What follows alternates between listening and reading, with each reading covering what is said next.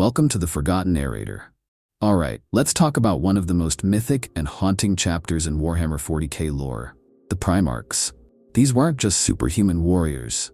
They were legends walking in flesh, living weapons of divine design, scattered across the stars like shards of a broken dream.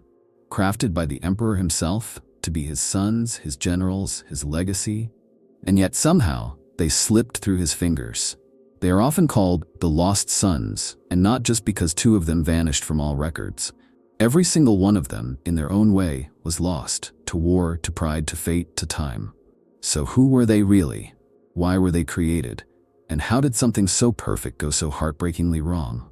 To understand the Primarchs, you have to understand the man who made them, or at least tried to.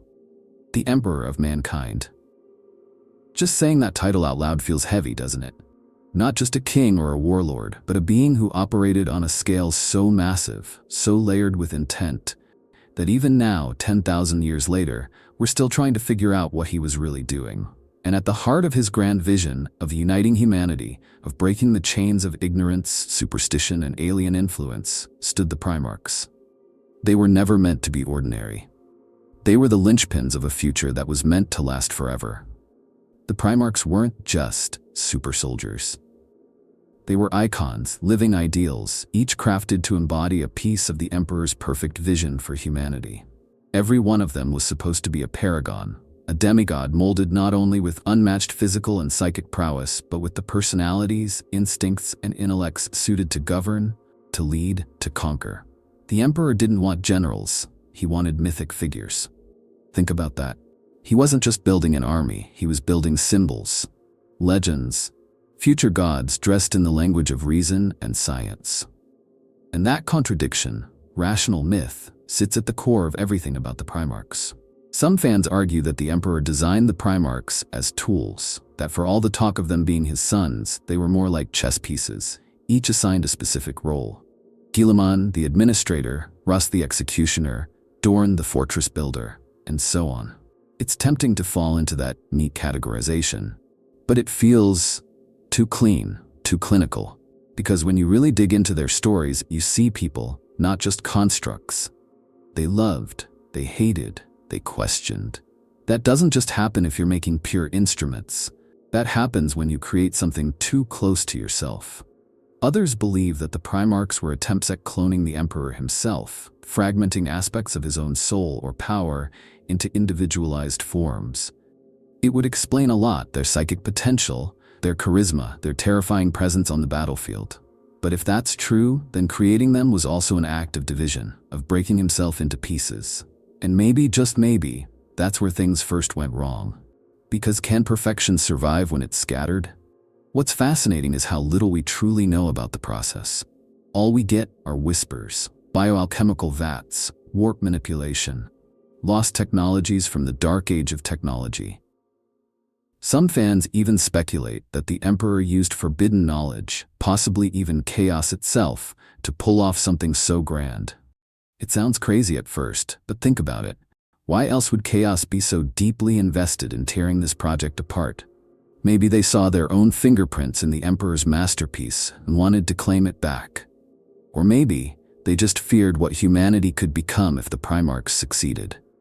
What really gets me is how lonely this whole endeavor must have been. The Emperor, for all his power, working in secret, shrouded in mystery, building these beings is not love, but with need. Desperate need. Because by the time the Primarch project began, humanity was on the brink of collapse. Warp storms choked the stars, the galaxy was fractured, and ancient threats stirred in the dark. He couldn't be everywhere at once, so he made sons who could be. And this wasn't just about conquest, it was about healing. Reclaiming lost colonies, purging Xeno's corruption, guiding a broken species back to unity. The Primarchs weren't weapons first, they were meant to be shepherds. But power like that doesn't come without a cost. If you build something too strong, too ambitious, you might lose control. And maybe the Emperor thought he could handle it. Maybe he thought he could keep them on course through sheer will and charisma. But we know how that turned out. Still, it's kind of beautiful, isn't it? Tragic, sure, but beautiful. This idea that humanity's salvation rested not just on armies or fleets or ideologies, but on 20 individuals, each flawed, each different, each meant to represent a path forward, like a pantheon in a science fiction myth. Except this wasn't mythology. It was a plan, a living, breathing strategy to shape an entire galaxy. And maybe the Emperor knew it was doomed. Maybe he created them knowing they would fall, knowing they would test him, knowing some would turn. There are theories that he was playing the long game, preparing for something even worse beyond the veil of time, that the Horus Heresy wasn't the end game, it was just a step. And the Primarchs? They were just his opening move, a way to buy time, a way to create legends whose stories would echo for millennia, shaping hearts and minds even in failure. Whatever the truth, one thing is clear: the Primarchs weren't an afterthought. They were central to everything. Without them, the Imperium doesn't rise. Without them, humanity doesn't even have a shot. They were the dream. And like so many dreams in Warhammer 40k, they were destined to break. Here's the thing that keeps gnawing at me. The process of creating the Primarchs wasn't just advanced science. It wasn't just biolabs and test tubes. It feels deeper than that. More arcane. It's like staring at the edge of a mystery that everyone in the Imperium has agreed never to fully look at. We're told the Emperor used genetic mastery far beyond anything the Imperium would ever replicate again, but the details are maddeningly scarce. And what little we do know, it's more disturbing than comforting. Let's start with what's widely accepted. The Primarchs were built using a genetic foundation that originated from the Emperor himself. It was the blueprint, the template. But they weren't clones. That's really important. They were variations, extrapolations, each one encoded with traits, ideologies, even temperaments, supposedly chosen with intent. This wasn't just making 20 versions of the same superhuman. It was sculpting 20 different responses to the galaxy's challenges. It's like the Emperor was preparing for every possible scenario by creating leaders for every kind of war, every kind of crisis. And that opens up this chilling possibility. Were the Primarchs made to be free-thinking individuals, or were they programmed from birth to play out predetermined roles? Some fans argue that their personalities were engineered right alongside their bodies, that Lorgar was doomed to be spiritual, Angron destined to be rage incarnate, Perturabo molded for bitterness. If that's true, then the tragedy of their stories hits a whole different level. Were they ever truly free? Or were they just following the paths carved into their DNA by a father who thought he knew best? Now, let's talk about the soul. This is where things get weird, like warp weird. The question of whether the Primarchs had souls in the same way as humans has sparked a ton of fan debate. Some argue that yes, they did, and that's why they could fall to chaos, why they could feel grief, love, hate. Others believe they were more like spiritual constructs, avatars with a metaphysical purpose beyond the material. There's even this idea floating around that the Emperor didn't just use science, he used warp energy during the process.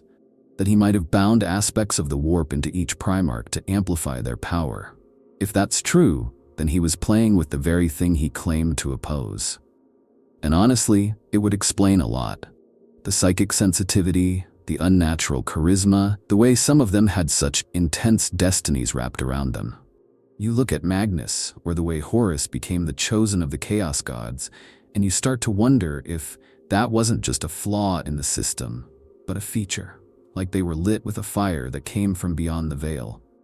If so, then the Emperor didn't just risk corruption, he practically invited it. There's even more radical speculation. Some say the Emperor tried to instill pieces of himself, his own essence, into each of the Primarchs, that they were literally his fragments, his divided power made flesh. It's poetic and kind of terrifying, because if true, then the Primarchs weren't just his creations.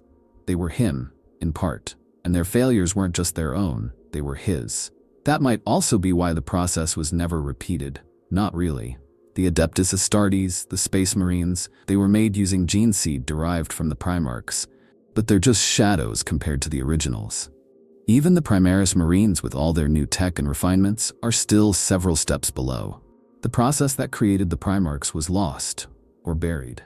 And maybe not by accident. Maybe the Emperor didn't want anyone trying again. And honestly, can you blame him?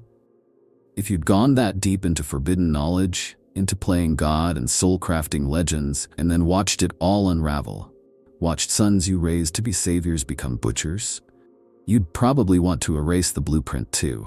What I find especially fascinating is how little the Imperium actually knows about it now. In the grim darkness of the 41st millennium, the Primarchs are practically treated like saints or monsters. But the how of their creation? That's a blank space, a forbidden zone. The Mechanicus whispers about the biological mysteries, but they dare not probe too far. The Inquisition actively suppresses research into it. It's like there's this unspoken rule. Don't look behind the curtain. Don't ask how the gods were made. And yet, we keep asking. Because deep down, we know that the secret to understanding everything, the heresy, the corruption, the failures, and the glories, starts there. In that lost lab, that arcane ritual, that experiment where science and soul were stitched together into something too powerful to control. The tragedy of the Primarchs didn't start with the heresy, it started at their conception. In that moment, when ambition met hubris, and the Emperor dared to craft not just warriors but avatars of his will. That's the part that sticks with me. The sheer audacity of it. The heartbreak that was written into their code from the very beginning. And then, just like that, they were gone. The moment that haunts every fan who's ever stared into the mythos of the Primarchs is the one where everything falls apart before it even begins. 20 capsules, 20 perfect beings designed to bring order to a fractured galaxy, ripped from the Emperor's grasp and scattered across the stars. It reads like tragedy, but it also feels deliberate, like something too precise to be pure chaos. And to this day, no one truly knows what happened. We only have whispers, fragments, and theories soaked in mystery and fear. The most accepted version, if you can call anything in this universe accepted, is that the Primarchs were stolen by the ruinous powers. That the Chaos Gods, sensing the threat these beings posed, reached out through the warp and tore the gestation capsules from Terra in an instant. It's dramatic, it's cinematic, and it fits the style of Warhammer 40k perfectly. But when you sit with it for a while, it raises uncomfortable questions. How could the Emperor not foresee this? How could something so important, so central to his plan, be so vulnerable? That's where the theories start to spiral. Some fans believe it wasn't just sabotage, it was punishment. That the Emperor, in using the warp to create the Primarchs, violated some unspoken law. That the Chaos Gods didn't just lash out blindly, but acted in retribution for a transgression that went too far. If you buy into the idea that he harnessed warp energy, or even demonology, to build them, then it's not a stretch to think he paid a price. A cosmic balancing act. You draw from chaos, chaos takes back. Others think the Emperor was tricked, that he underestimated the warp's sentience, its hunger. Maybe he believed he could shield the project with sheer willpower, with psychic wards and ancient tech from the Dark Age. But arrogance has always been one of his trademarks, hasn't it? It's part of what makes him so compelling. This godlike figure who built everything on the assumption that he alone could control the uncontrollable. And when you create something as radiant, as powerful as the Primarchs, you send out a flare. The warp noticed, and it answered. Still, there are even more unsettling theories, ones that suggest the Emperor knew it would happen, that he allowed the scattering, that he saw a future where his sons would grow in diverse, extreme conditions across the galaxy, gaining experiences and identities he could never fabricate in a lab. Think about it. Each Primarch became a product of their world. Their strengths and flaws were shaped by real struggle, real people, real tragedy. Maybe that was the point. Maybe the Emperor believed that only through suffering could they become what they needed to be. But if that's true, then it makes him look less like a father and more like a cold strategist playing a game on a galactic board. And I'm not sure which version is more heartbreaking, that he lost them by accident, or that he sacrificed their innocence for the sake of a bigger picture. Some fans even go further, wondering if one of the Chaos Gods was more responsible than the others. Was it Tzeentch weaving threads of fate and manipulation? Or Slaanesh, hungry for the perfect forms of the Primarchs before they were even born? Maybe Khorne saw their potential for war and claimed them as future champions. Or maybe it was Nurgle, seeing in them seeds of decay and inevitability. Or, And this is the one that keeps me up sometimes. Maybe it was all of them. A rare moment of unity among chaos, driven by pure terror of what the Primarchs could become. There's also the shadowy angle that someone within the Imperium might have played a role. A traitor, a flaw in the system. We know so little about the time of their creation, and the Emperor kept things close, too close. What if someone sabotaged the project? What if the scattering wasn't an external attack, but an internal betrayal wrapped in warp energy? Regardless of how it happened, the results were catastrophic. The Emperor, for all his power, was suddenly alone again. The suns he crafted to lead humanity were gone. And the galaxy, well, the galaxy didn't stop turning. Those capsules landed on worlds without mercy, without guidance, without any trace of the civilization they were meant to build. Some landed among savages, others in empires, a few in complete hellscapes, and none of them remembered who they were. Not at first. It's such a core piece of the tragedy that we often gloss over it because we're so focused on the heresy later. But the real breaking point, the original wound, was here. The Emperor's dream was shattered before it even got to breathe. And whether it was chaos or fate or the Emperor himself, it left scars that would never fully heal. And maybe that's why the Primarchs are so fascinating, because they were never perfect. From the moment they were ripped away, they became something else, something more than tools. They became individuals, survivors. And that, more than anything, is what made them dangerous. Not just to their enemies, but to the dream that made them. This is where everything truly started to fracture, the moment the Primarchs landed, scattered across the galaxy alone, vulnerable, unshaped. Whatever blueprint the Emperor had in mind for them was immediately broken by the worlds they fell into. Each capsule touched down in a place with its own culture, its own wars, its own gods and monsters. And in those worlds, the sons of the Emperor were forged not by his hand, but by the hands of strangers, tyrants, rebels, and beasts. And you feel it in every one of their stories, that ache of destiny interrupted. Take Lorgar, for example. He didn't just grow up in a religious society, he was molded by one. Baptized in the idea that faith was truth, that gods deserved worship. So of course he was going to look at the Emperor and see a divine figure. That wasn't a flaw in his programming.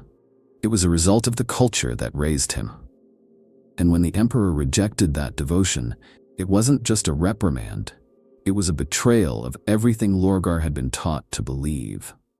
Or Angron. If there's a more brutal twist of fate in this universe, I haven't found it. Imagine being created as a warrior king, meant to lead armies with honor, and instead waking up in a blood-soaked gladiator pit, enslaved, tortured, twisted into a beast. His world didn't give him the chance to be anything else. The nails were hammered into his skull before he ever had a choice. Fans often debate whether Angron could have been saved if the Emperor had intervened differently. But honestly, that's missing the point. The damage was already done. Angron was never going to be the son the Emperor wanted, because the world that found him destroyed the boy he could have been. Then there's Mortarion. Raised on a planet poisoned by warp gas, where survival meant hatred and fear. He learned to resist death not as a virtue, but as a necessity. So when he embraced the power of decay, it wasn't just corruption, it was homecoming. And Magnus, poor Magnus, landed in a culture that revered psychic power, where knowledge was sacred and the warp was a tool, not a curse.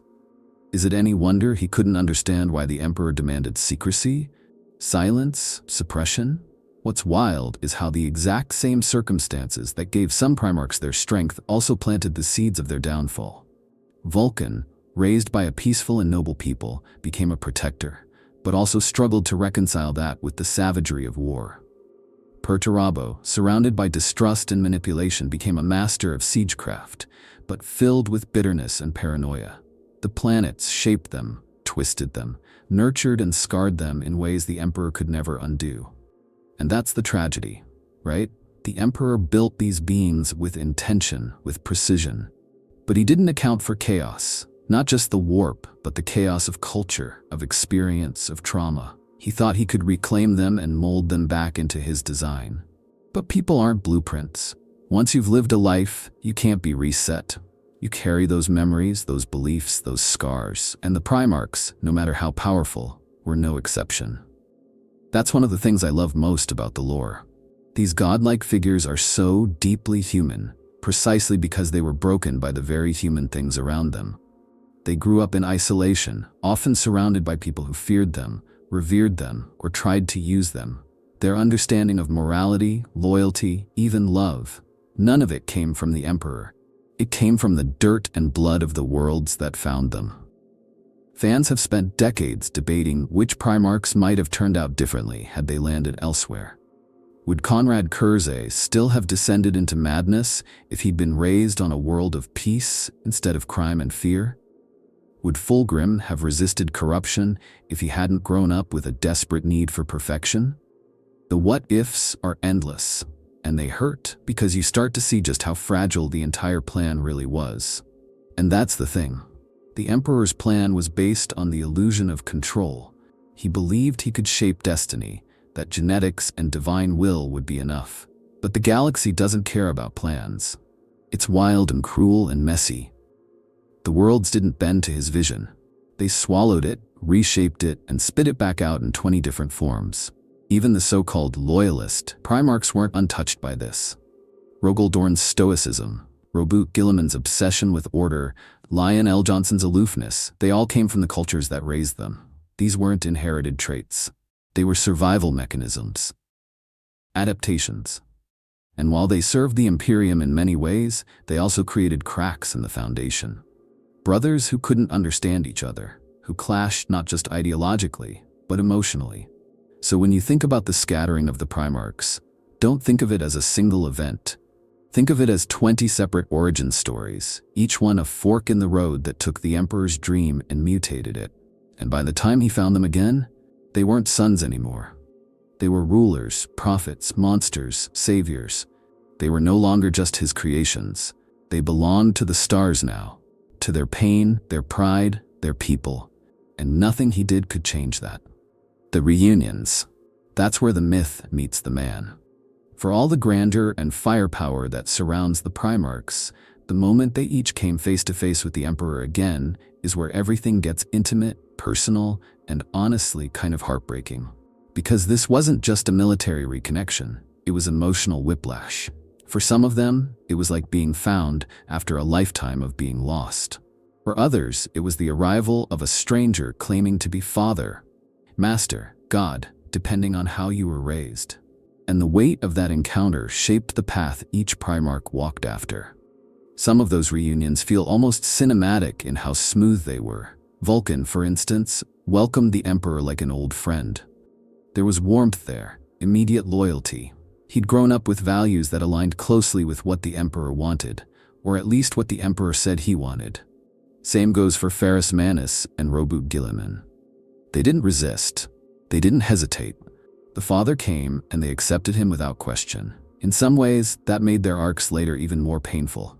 Loyalty without hesitation often leads to blindness, but not everyone reacted with joy. Some encounters were tense, complicated, even bitter. Angron's reunion is infamous, and for good reason.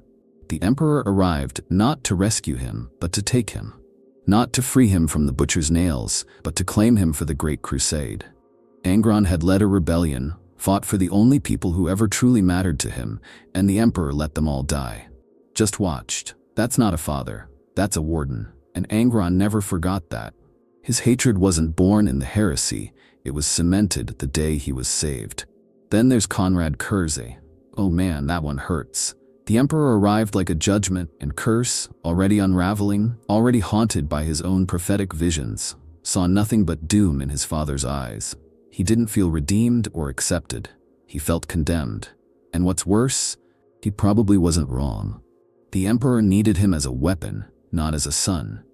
That idea of being valued for your utility rather than your humanity is a theme that runs deep through all these reunions, and it's probably why so many of them eventually cracked. For someone like Magnus, the reunion had an almost mythic quality. Raised among scholars and psychers, he probably felt he'd finally met the only being who could understand him. And at first, maybe the Emperor did. There was admiration there, respect even. But when the walls of the imperial truth came down, when the anti-psyker rhetoric took over, it turned cold. Magnus had spent a lifetime embracing what the Emperor now demanded he suppress. Imagine being welcomed home, only to be told to hide who you are. And then there's Lorgar. His reunion reads like the beginning of a divine romance. Not in a literal sense, obviously, but in that fevered, fanatical way you see in religious epics. He saw the Emperor not as a general, not as a scientist, but as a god, a being worthy of worship. And the Emperor? He crushed that faith underfoot, publicly, violently. The shame Lorgar felt, that bone-deep humiliation, set the stage for everything that came next. You don't just reject a god, you replace them. And Chaos was more than happy to step in. Even the more stoic or stable Primarchs weren't untouched by the awkwardness of these reunions. Rogal Dorn bowed, accepted the chain of command, but his loyalty was rooted more in principle than affection. He admired the Emperor's mission, but I don't think he ever felt like a son. More like a knight, pledging fealty to a king he respected, but didn't love.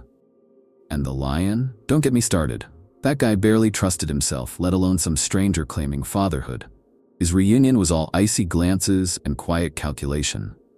Fulgrim is an interesting case. He embraced the Emperor quickly, passionately, but you always get the sense that his devotion was fragile. Like he needed that approval too much. And when he didn't feel seen, truly seen, he looked elsewhere. Horus, though, that one's the dagger in the gut. Their reunion was everything the Emperor wanted. Love, trust, brotherhood. Horus was the favored son, the first found, the most beloved.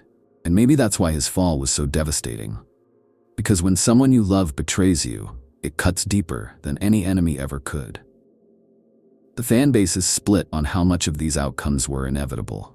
Some believe the Emperor could have salvaged things if he'd been more human, if he'd listened, if he'd comforted instead of commanded. But others argue he was trapped by the scale of his vision, that he couldn't afford to be a father, only a leader, that any warmth he showed was a luxury he couldn't sustain. And honestly, I don't think either side is entirely wrong. That's what makes this part of the story so powerful. It's messy, human, painful. These reunions weren't the end of their journeys, they were turning points. Some reconnected with their origins and found purpose. Others realized they'd never truly belong again. And a few walked away already knowing they would one day raise their blades against the man who made them. And that's the irony, isn't it? The Emperor made them to lead humanity into a golden age. But when he stood before them, all they really wanted was to be understood. And he, for all his brilliance, never quite figured out how to give them that. Once the Primarchs were reunited with the Emperor and given command of their legions, everything shifted. The Great Crusade wasn't just a campaign of conquest anymore. It became a stage for legends to act out their destinies. Each Primarch, shaped by their world and their past, now had the weight of entire armies behind them. And with that came power, politics, rivalry, and influence that stretched far beyond the battlefield.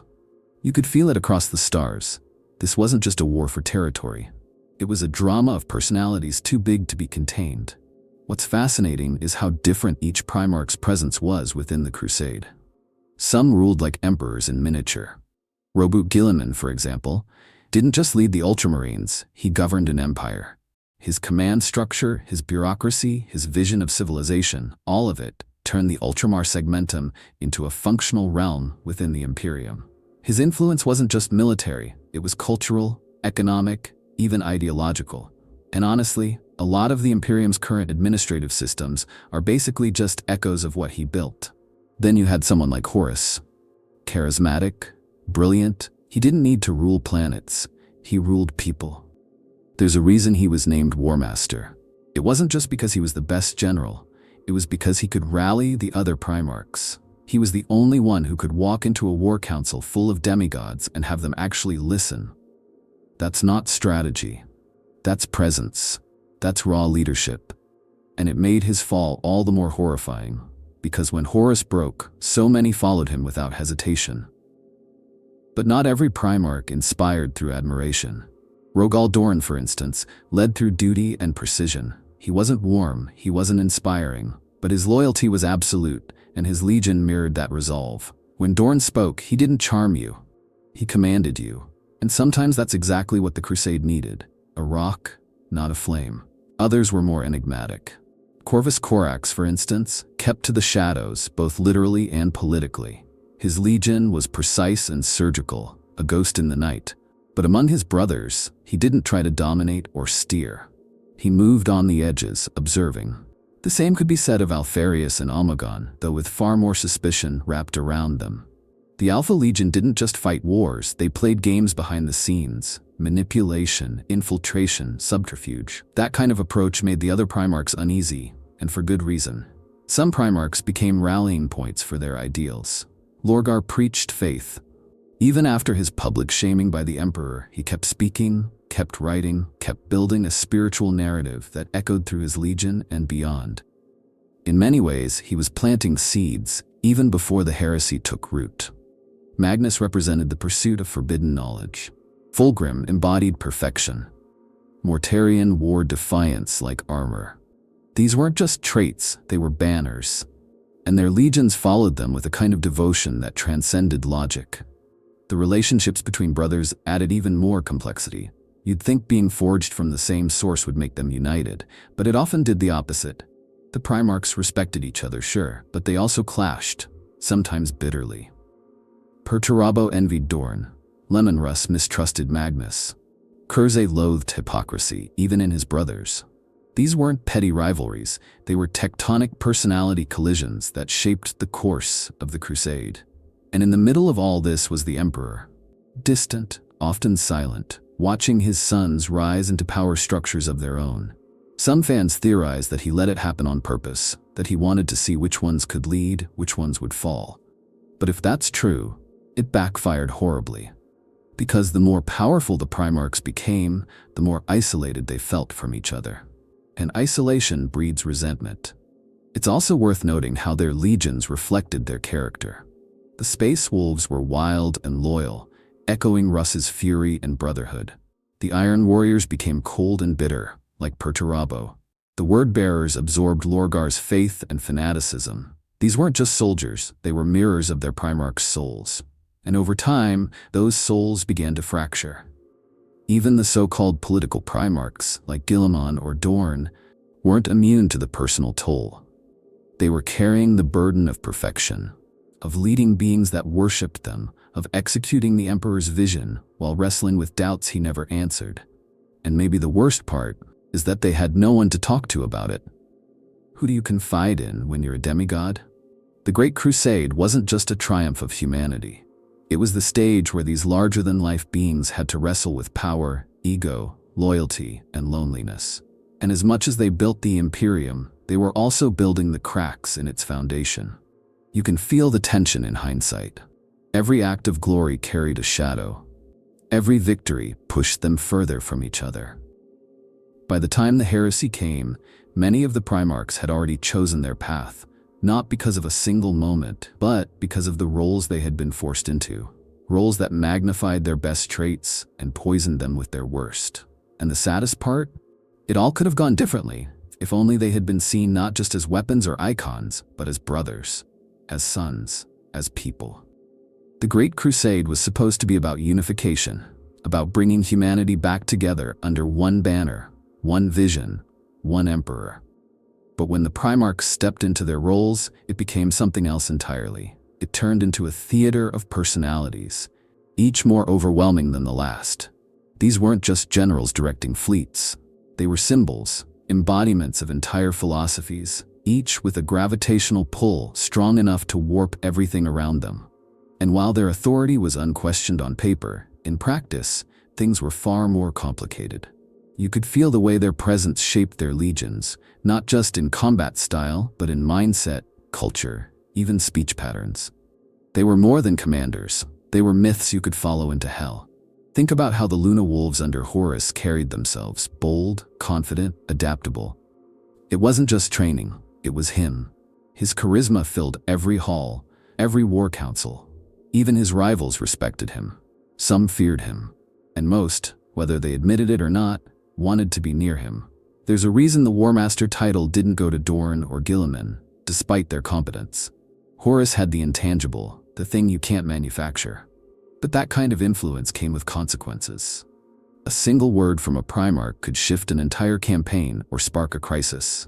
And the emperor, by pulling back from the crusade and leaving more to his sons, only amplified that dynamic. The Primarchs weren't just leading, they were governing. And they governed differently.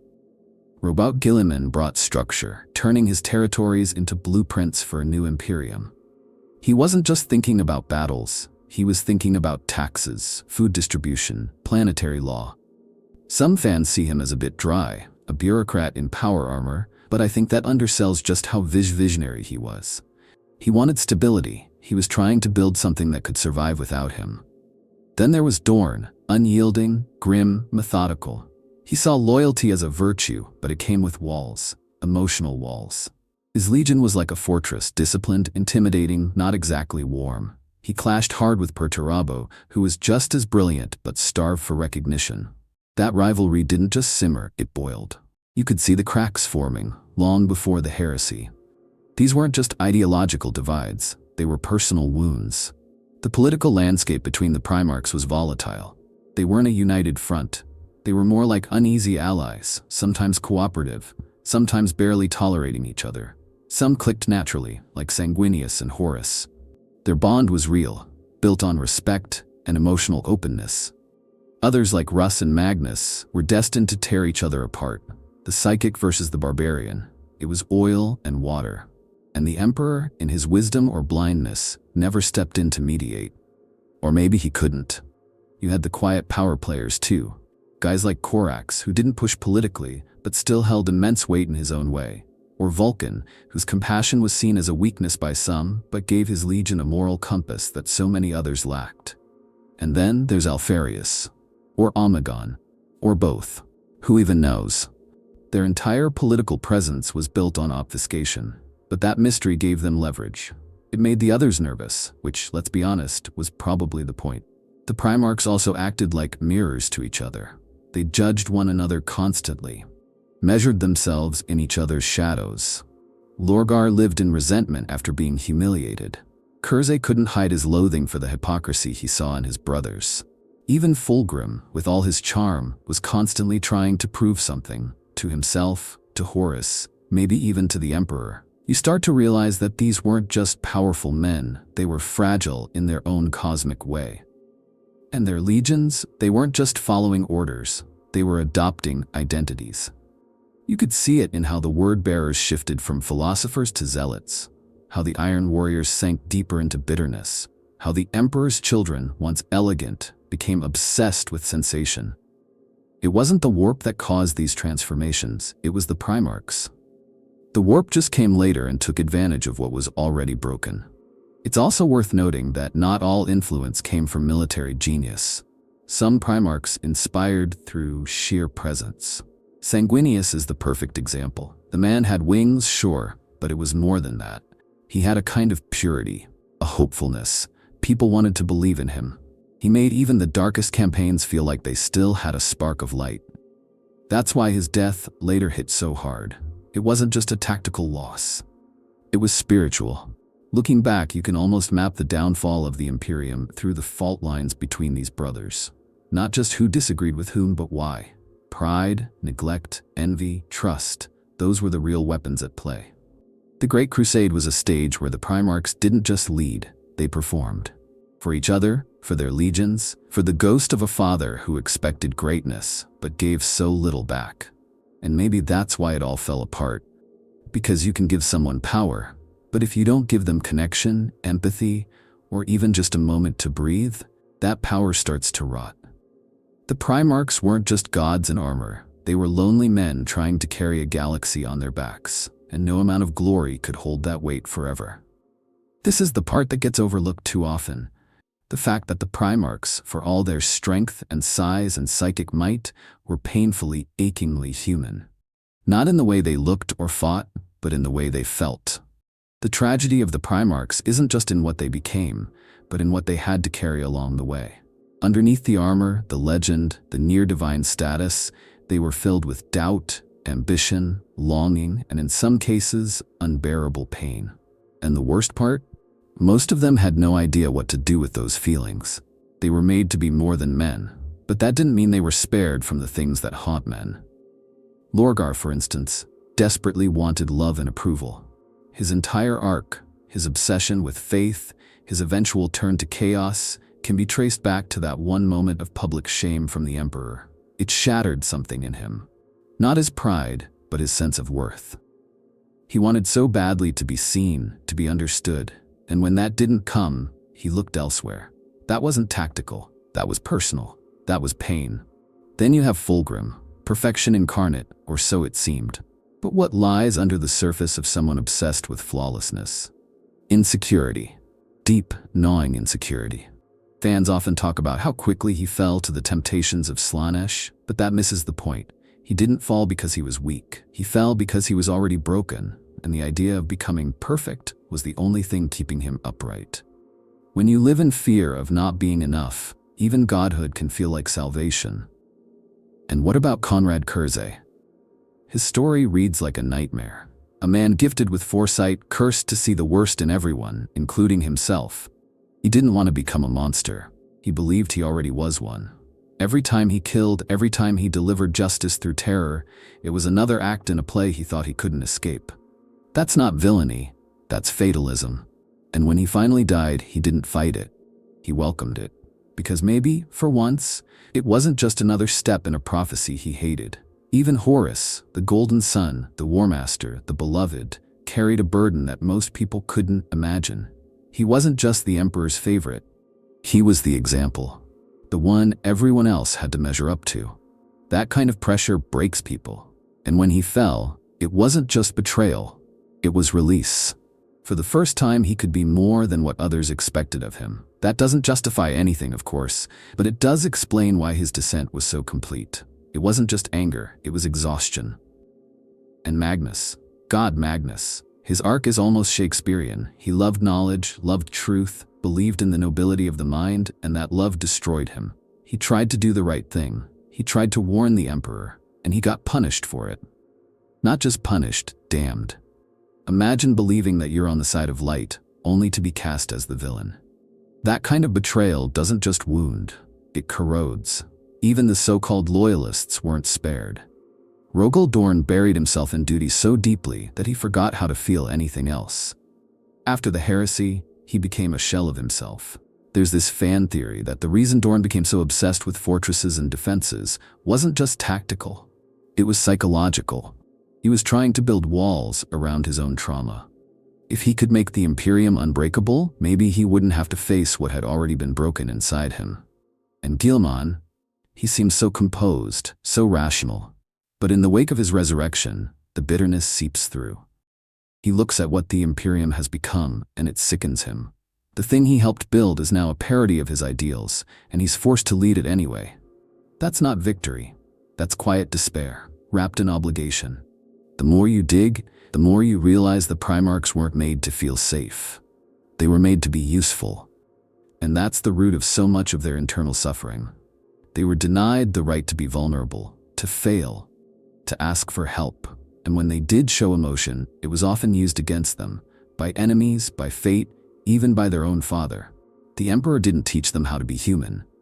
He taught them how to win, and sometimes winning costs more than losing ever would. Fans talk a lot about which Primarch was the strongest, the smartest, the most loyal. But honestly, the ones I admire most are the ones who felt the hardest. The ones who broke, who struggled, who tried to make sense of their place in a galaxy that never asked what they wanted. The ones who weren't just soldiers or rulers, but people. Flawed, beautiful, tragic people. And maybe that's the cruelest irony of all, that the most human souls in the galaxy weren't human at all. This is the part of the story that breaks hearts and starts arguments. The fall. The moment when half of the Emperor's chosen sons turned against him, and everything unraveled. It's one of the most iconic betrayals in science fiction, not just because of the scale, but because of how personal it was. These weren't rebels fighting some distant overlord. These were sons raising weapons against their father, brothers spilling each other's blood. And what makes it hurt more is that it wasn't sudden. It was slow, creeping, inevitable. You could feel it coming if you were paying attention. People love to debate why they fell. Was it corruption, weakness, fate? But honestly, I think it's more complicated than that. The heresy didn't happen because chaos spurred sweet nothings into the right ears. It happened because the cracks were already there. Chaos just knew where to press. Look at Horus. Everyone talks about how he was corrupted on Davin, how the wound festered, how the lodge poisoned his mind. But that didn't happen in a vacuum. Horus was already carrying the weight of being War Master, already drowning in expectations. The Emperor, his father, the one man whose guidance he needed, had vanished back to Terra without a word of real explanation. And in that silence, Horus started to feel abandoned. Not challenged, abandoned. When Erebus started feeding him lies, they didn't feel like lies.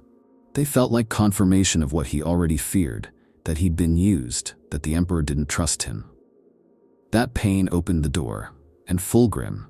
God, Fulgrim. Everyone loves to call him vain, but they forget how badly he wanted to be worthy. When he found that blade, that demonic weapon, it didn't just seduce him with promises of pleasure. It filled the void inside him. The doubt, the fear that he would never match the perfection the Emperor saw in him. The fall wasn't instant. It was 1,000 little compromises, each one justified, each one wrapped in the language of ambition. Then there's Perturabo. If anyone had a right to feel betrayed, it was him. He built the impossible, won the wars no one else wanted to fight. And what did he get in return? Contempt, suspicion, silence. Dorn was praised as the wall, the loyal stone, while Perturabo, who had just as much skill and just as much burden, was left to rot in resentment. Chaos didn't even need to tempt him. They just had to say, "You were right, they never appreciated you." And that was enough. The word-bearers might be the most tragic of all. Lorgar didn't fall because he hated the Emperor. He fell because he loved him, worshipped him. And that love was rejected, mocked, burned in front of him. That kind of pain doesn't fade, it festers. And in that void, he found new gods, ones that didn't shame him for believing. It's not loyalty that turns to hatred, it's heartbreak.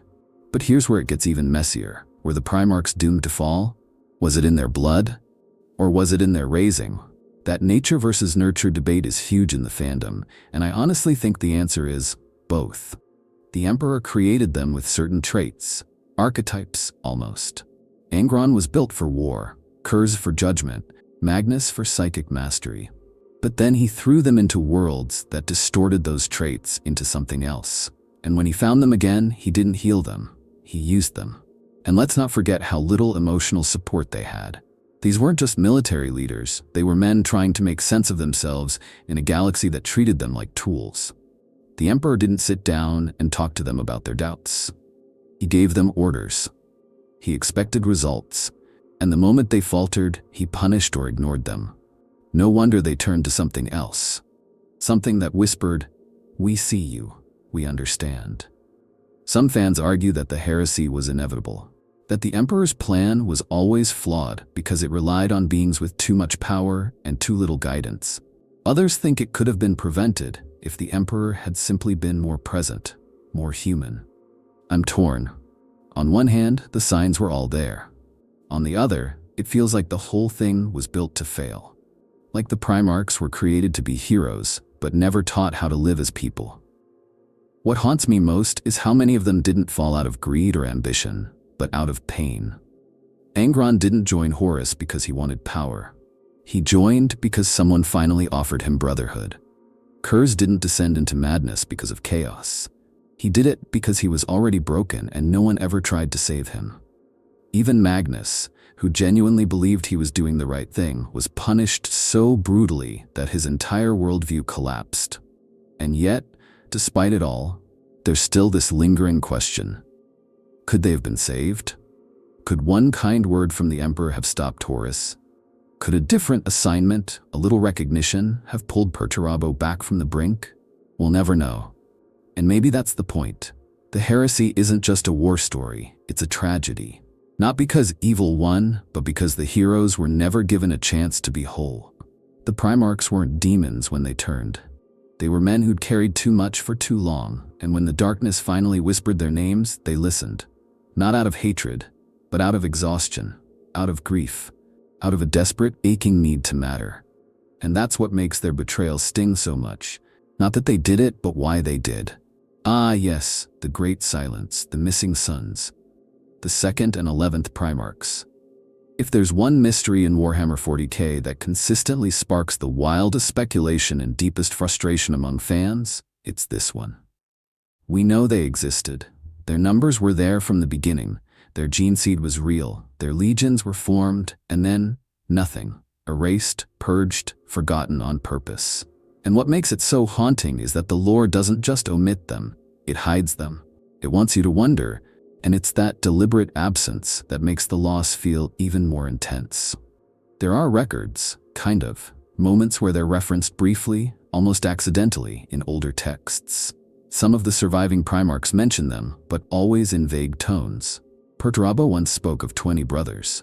Magnus hinted that they were unfortunate. And Lorgar, cryptic as always, referred to the lost ones in terms that sounded more like warning than memory. But the clearest thing we've been told is this. The records of the 2nd and 11th Legions were deliberately deleted. Not lost in battle, not lost to time, erased. That fact alone tells you everything. Because in the Imperium, deletion is never just about forgetting, it's about shame, regret, scandal. You don't wipe out an entire legion's existence unless something went catastrophically wrong. And the question we all ask over and over is what? One of the most popular theories is that they turned traitor early, not during the Horus Heresy, but before it. That the Emperor tried his grand experiment and it backfired so badly that he had to destroy them completely to protect the rest.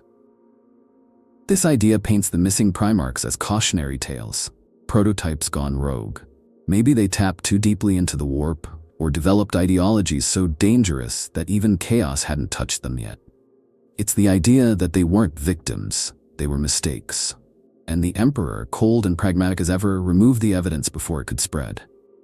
But then there's the more tragic angle, that they didn't fall, they simply failed. Maybe they couldn't bond with their legions. Maybe they were broken by the worlds they landed on. Some fans imagine one of them ending up on a planet devoid of life, growing up completely alone, emerging with a mind twisted by isolation. Others picture a Primarch so inherently kind, so unwilling to embrace war, that he couldn't follow the Emperor's commands and was punished for it. What happens when perfection refuses to kill? Does that make it defective? There's even a theory that one of the missing Primarchs tried to defy the Emperor's authority, not out of malice, but out of principle. Maybe they saw the darkness beneath the Emperor's vision and spoke up. Maybe they tried to walk away, and the punishment for disobedience wasn't just death, it was erasure. A message to the others, fall in line or be forgotten. Some fans go full conspiracy and wonder if they're still out there. That the Emperor didn't destroy them, but hid them, locked them away, maybe even stashed them in the warp, sealed in stasis, waiting for a time when they'd be needed. It's a stretch, but in a universe where gods walk and time is broken, who's to say? If a Primarch were to return untainted and whole from the shadows of history, it would shake the Imperium to its core. Then there's the idea that the remaining Primarchs themselves were responsible, that maybe one of them, or a group, saw something in their lost brothers that they couldn't allow. That internal betrayal, brothers judging brothers, led to their disappearance. It would explain the deep discomfort whenever they're mentioned. The guilt that flickers between the lines of dialogue. The silence that isn't just policy, it's grief. And of course, there's always the possibility that it was the Emperor's design all along, that he intended for two of his sons to vanish, maybe as decoys, maybe as part of some vast galactic mechanism we'll never understand. There's this eerie notion that the Emperor plays such a long game that even the loss of two Primarchs is part of the plan. And if that's true, it says a lot about how little he valued their lives compared to his vision. But maybe the most haunting theory, the one that really sticks, is that they were the best of them. That the two missing Primarchs were everything the Emperor wanted them to be. Balanced, wise, powerful, and loyal. And precisely because they were so perfect, they threatened the others. Maybe their ideals clashed so sharply with what the Imperium was becoming that they had to be removed. Not for failure, but for being too good. That would be the ultimate irony, that in a universe defined by grimdark compromise, true goodness couldn't survive. Whatever the truth is, we're probably never getting a straight answer. And honestly, I think that's part of the genius. The mystery is the story now. The silence echoes louder than any revelation could. The Imperium has become a place where questions are dangerous, and these two Primarchs are the embodiment of that fear. Their absence is a scar that reminds us the Emperor's vision wasn't flawless, that even in the greatest project of all time, some chapters had to be ripped out and burned. And that's why fans keep digging, because we need to know. We need to understand what was lost, whether it was justice or tragedy or both. Because in a universe where the past shapes everything, missing pieces don't just create mystery, they leave wounds. And those wounds never really close.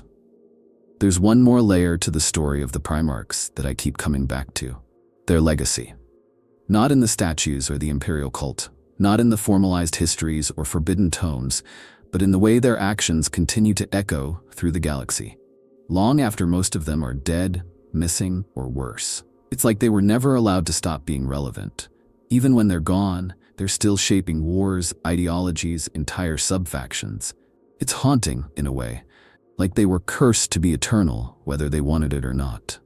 Take the Space Marine chapters. Every single one of them, no matter how much they've changed over the millennia, still carries the genetic legacy of a Primarch.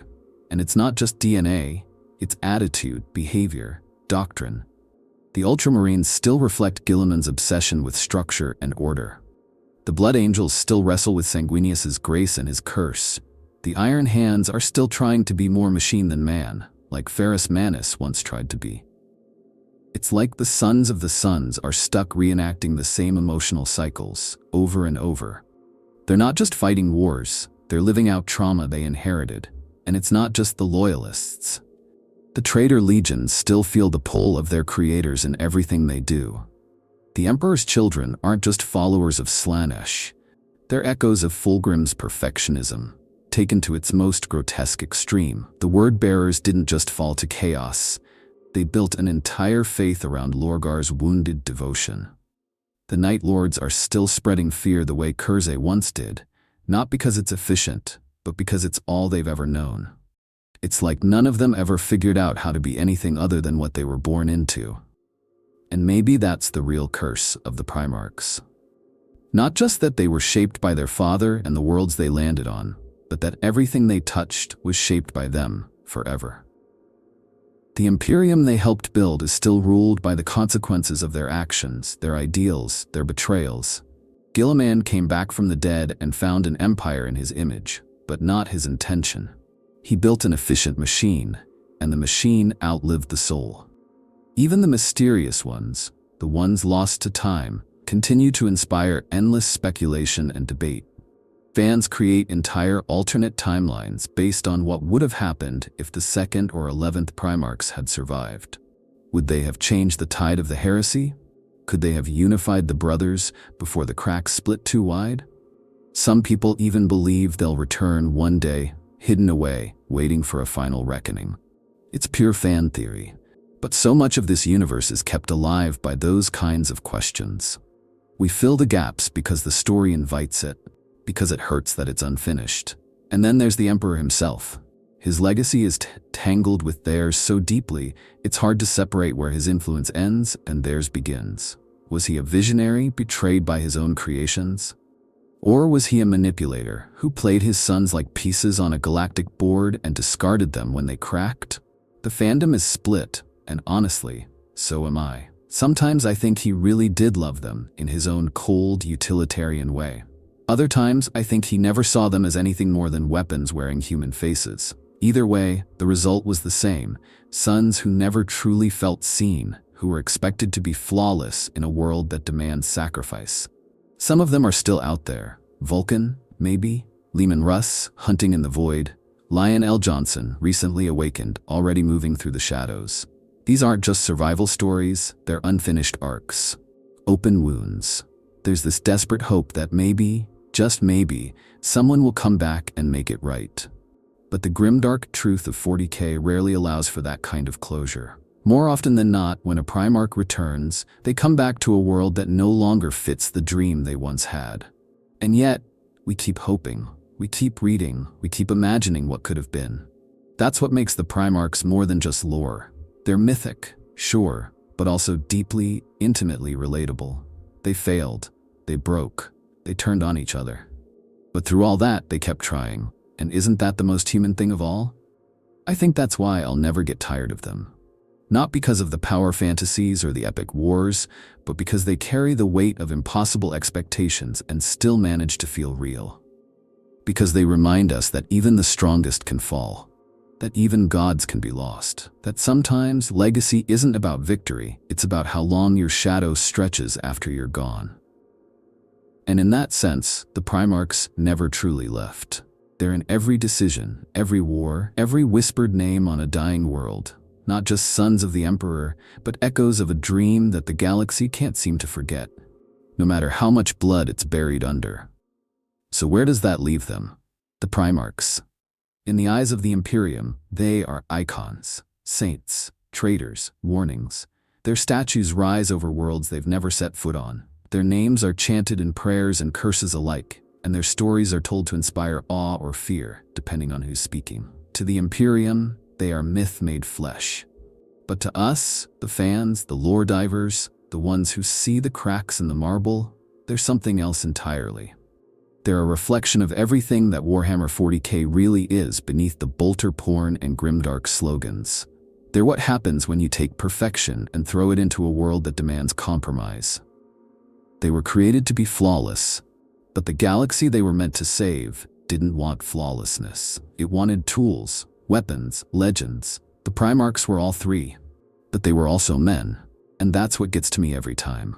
No matter how powerful they were still shaped by loneliness, pride, guilt, ambition, and pain. Were they heroes? In some ways, yes. Many of them fought for something bigger than themselves. Guilliman trying to build a functioning empire. Sanguinius holding the line even when he knew death was waiting. Vulcan clinging to his humanity in a world that rewarded brutality. These weren't just warriors, they were dreamers, philosophers, visionaries. They carried the weight of the Imperium on their backs, not because they had to, but because they believed in something, at least for a while. But they were also victims.